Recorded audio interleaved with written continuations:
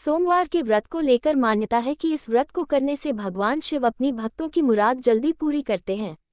सोमवार का दिन भगवान शिव को समर्पित है, इसलिए इस दिन भगवान शिव की पूजा और व्रत करने का महत्व और ज्यादा बढ़ जाता है।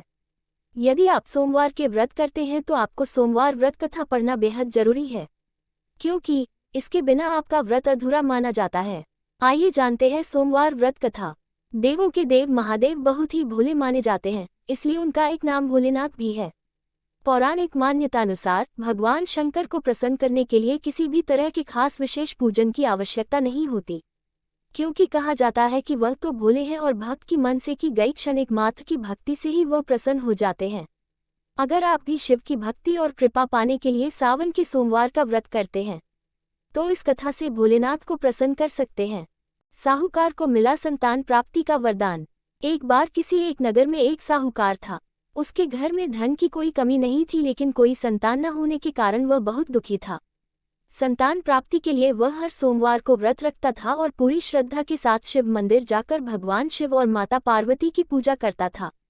उसकी भक्ति देखकर एक दिन मां पार्वती प्रसन्न होकर भगवान शिव से साहूकार की मनोकामना पूर्ण करने का निवेदन किया। पार्वती जी के आग्रह पर भगवान शिव ने कहा कि हे पार्वती, इस संसार में हर प्राणी को उसके कर्मों का फल मिलता है और जिसके भाग्य में जो हो उसे भोगना ही पड़ता है।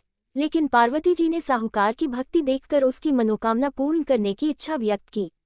माता पार्वती के आग्रह पर शिवजी ने साहूकार को पुत्र प्राप्ति का वरदान तो दिया, लेकिन उन्होंने बताया कि यह बालक 12 वर्ष तक ही जीवित रहेगा।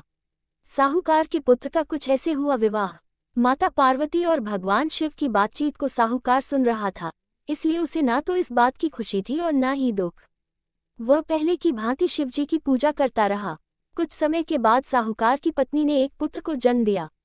जब वह बालक 11 वर्ष का हुआ तो उसे पढ़ने के लिए काशी भेज दिया गया। साहूकार ने पुत्र के मामा को बुलाकर उसे बहुत सारा धन देते हुए कहा कि तुम इस बालक को काशी विद्या प्राप्ति के लिए ले जाओ। तुम लोग रास्ते में यज्ञ कराते जाना और ब्राह्मणों को भोजन दक्षिणा देते हुए जाना। दोनों मामा भांजे इसी तरह यज्ञ कराते और ब्राह्मणों को दान दक्षिणा देते काशी नगरी निकल पड़े। इस दौरान रात में एक नगर पड़ा जहां नगर के राजा की कन्या का विवाह था, लेकिन जिस राजकुमार से उसका विवाह होने वाला था वह एक आंख से काना था।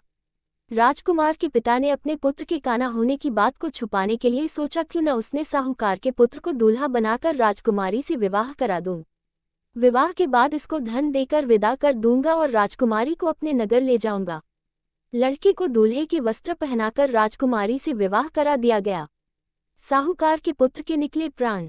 साहूकार का पुत्र ईमानदार था, उसे यह बात सही नहीं लगी, इसलिए उसने अवसर पाकर राजकुमारी के दुपट्टे पर लिखा कि तुम्हारा विवाह तो मेरे साथ हुआ है, लेकिन जिस राजकुमार के संग तुम्हें भेजा जाएगा वह एक आंख से काना है।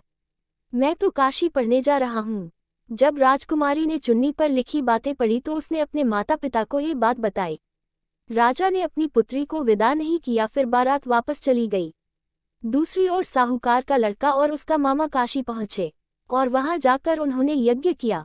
जिस दिन लड़का 12 साल का हुआ उस दिन भी यज्ञ का आयोजन था। लड़के ने अपने मामा से कहा कि मेरी तबीयत कुछ ठीक नहीं है। मामा ने कहा कि तुम अंदर जाकर आराम कर लो। शिवजी के वरदानुसार कुछ ही देर में उस बालक के प्राण निकल गए। मृत भांजे को देख उसके मामा ने विलाप करना शुरू किया। संयोगवश उसी समय शिवजी और माता पार्वती उधर से जा रहे थे। पार्वती माता ने भोलेनाथ से कहा, स्वामी, मुझे इसके रोने के स्वर सहन नहीं हो रहा, आप इस व्यक्ति के कष्ट को अवश्य दूर करें। शिवजी की कृपा से जीवित हो उठा साहूकार का बेटा। जब शिवजी मृत बालक के समीप गए तो वह बोले कि यह उसी साहूकार का पुत्र है जिसे मैंने 12 वर्ष की आयु का वरदान दिया था। अब इसकी आयु पूरी हो चुकी है, लेकिन मातृ भाव से विभोर माता पार्वती ने कहा कि हे महादेव, आप इस बालक को और आयु देने की कृपा करें, अन्यथा इसके वियोग में इसके माता पिता भी तड़प तड़प कर मर जाएंगे। माता पार्वती के पुनः आग्रह पर भगवान शिव ने उस लड़के को जीवित होने का वरदान दिया। शिवजी की कृपा से वह लड़का जीवित हो गया। शिक्षा पूरी करके लड़का मामा के साथ अपने नगर की ओर वापस चल दिया। दोनों चलते हुए उसी नगर में पहुंचे जहां उसका विवाह हुआ था। उस नगर में भी उन्होंने यज्ञ का आयोजन किया। उस लड़के के ससुर ने उसे पहचान लिया और महल में ले जाकर उसकी खातिरदारी की और अपनी पुत्री को विदा किया। सबकी मनोकामनाएं होती है पूर्ण। इधर साहूकार और उसकी पत्नी भूखे प्यासे रहकर बेटे की प्रतीक्षा कर रहे थे। उन्होंने प्रण कर रखा था कि यदि उन्हें अपने बेटे की मृत्यु का समाचार मिला तो वह भी प्राण त्याग देंगे, परंतु अपने बेटे के जीवित होने का समाचार पाकर वह बेहद प्रसन्न हुए। उसी रात भगवान शिव ने साहूकार के स्वप्न में आकर कहा, हे श्रेष्ठी, मैंने तेरे सोमवार के व्रत करने और व्रत कथा सुनने से प्रसन्न होकर तेरे पुत्र को लंबी आयु प्रदान की है। इसी प्रकार जो कोई सोमवार व्रत करता है या कथा सुनता और पढ़ता है, उसके सभी दुख दूर होते हैं और सभी मनोकामनाएं पूर्ण होती हैं।